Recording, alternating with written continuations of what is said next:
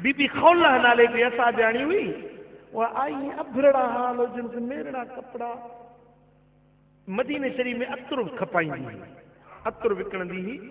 उहा जो आई तो हुजूर अलैहिस्सलातु वस्सलाम जन फरमाया जो खुशबू थी अचे, छा खौला का अतर वरतो तो?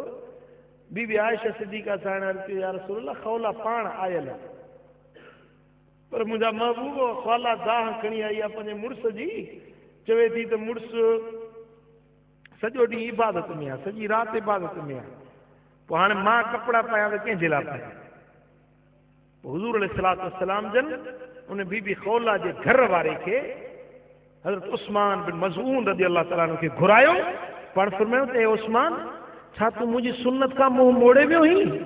या रसूल अल्लाह तव्हांजी सुन्नत ते अमल करण जे लाइ त मां हर वक़्तु तयारु आहियां, मुंहिंजा महबूब तव्हांजी सुन्नत खां मां कीअं मुंहुं मोड़ींदुसि?